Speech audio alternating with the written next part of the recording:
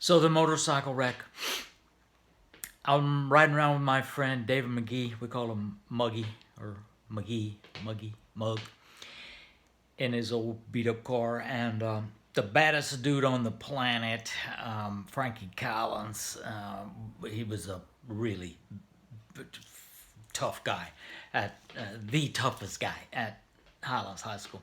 But he was our friend, and we knew him. And he pulled up on a motorcycle next to Mug with his friend on the back, and he tells Mug, he says, "Mug, I need your car. I got a date." And Mug goes, "I don't know how to drive a motorcycle." And I go, "I do." I've driven a motorcycle maybe twice in my life, maybe. So we put our helmets on, and Frankie takes off from Mug's car, and Mug gets on the back, and I'll take off. And we were going to this friend of mine's house on way on the north side. We live at Highlands, southeast side, and this was on the northeast side, close to Central Park Mall and North Star Mall and all that. And so it's quite a ways away, and we're going down Jones Malsberger Road, and we're going 70, 75 maybe. Down Jones Malsberger, a 4-lane with lights and everything. And I'm an idiot. I don't know what I'm doing. 2 lanes going one way, 2 lanes the other way. And we come up on Sunset on Jones Malsberger going north, come up on Sunset, and a car is coming at us at the light, and I see him turn into my lane. And I see that, and I'm a block, 2 blocks, I'm going 70 miles an hour coming up on this, waiting for him to get through. And when he sees me, he freaks out. Turns out it's a 14-year-old kid with somebody else with a license, but he freaks out when he sees me and hits the brakes and stops in the middle of the fucking intersection. And I'm coming at him at 70 miles an hour. He's hesitating, thinking, should I go, should I go? And he gets in the middle and stops. There's cars on the inside, cars going the other way on the outside. I hit both brakes, front and back, and the bike lays down on its side and starts sliding into the sky at 70 miles an hour. And they talk about time slowing down. I swear to God, this took forever, and I knew exactly what was happening. I realized we are going under this guy at 70, and if we do that, we're dead. And so at literally the last minute, because if I let off the brakes before that, the bike would pop up and we would shoot off. I don't know what to, so last minute I let off both brakes, and the bike pops up, hits his car head on, and it crushed my leg between the bumper and the motorcycle engine. Me and Mug both go flying.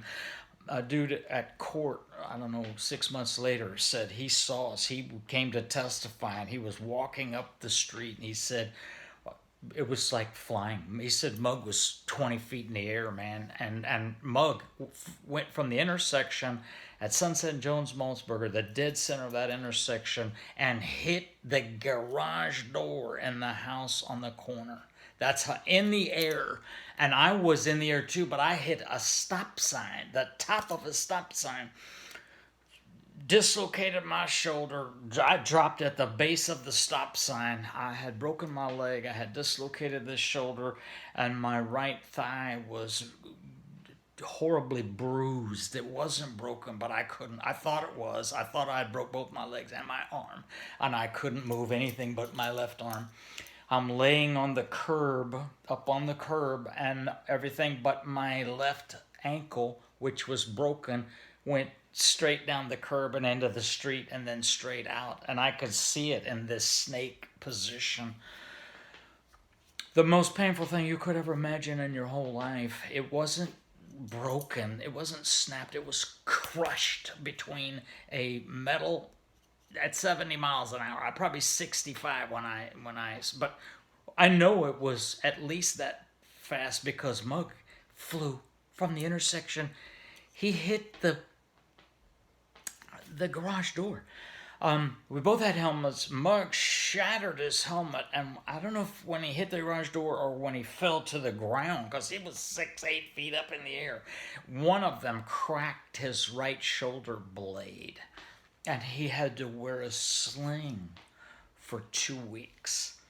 I was in the hospital for 2 weeks, and I was in a cast for a year, and I wore a polio brace with metal rods and I built into a shoe for another year. And they told me to wear it for 2 years because my leg was so fucked up and wouldn't hold my weight. So the other part of that story is my leg. I was in shock. I was hyperventilating for about an hour after that happened. I couldn't stop. I was just screaming in pain. They took me to Baptist Hospital with a splint made out of a 2x4, and it was 2 feet, 3 feet longer than the gurney that I was on, and they kept running it into the wall. I swear to Jesus. And when I'm finally in the hospital, my parents finally, because they wouldn't give me anything until my parents got there, and they finally got there and they said, okay, we're going to give you this shot of Demerol.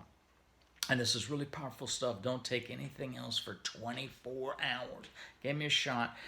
And all it did is bring me out of shock. The pain was excruciating.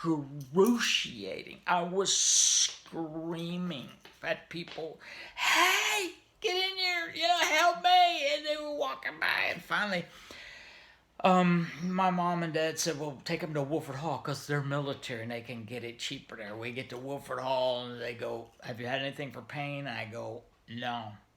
We're going to give you a shot of Demerol. Don't take nothing for 24 hours. And boom. And again, it didn't help.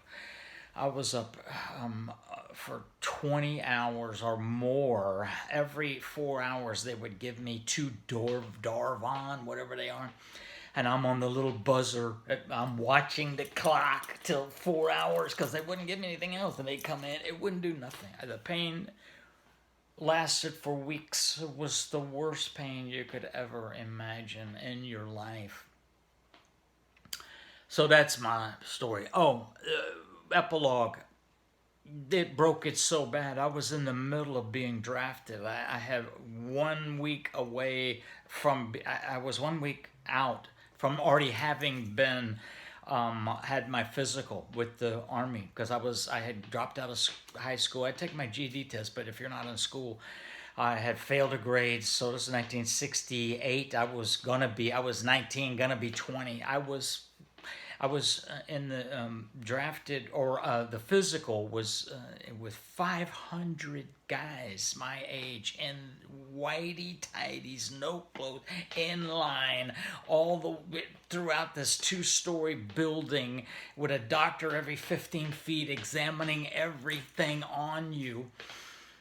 There's a movie called Across the Universe, I think, about the Beatles songs, and there's a segment in it about being drafted, and it's a very cinematic and kind of theatrical, but it really gives an impression of what it was just like that. When I saw that, I went, wow.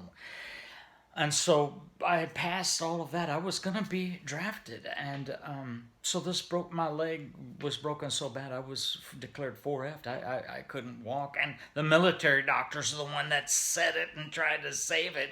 And they're the ones that declared me. So that got me out of the draft. There's that.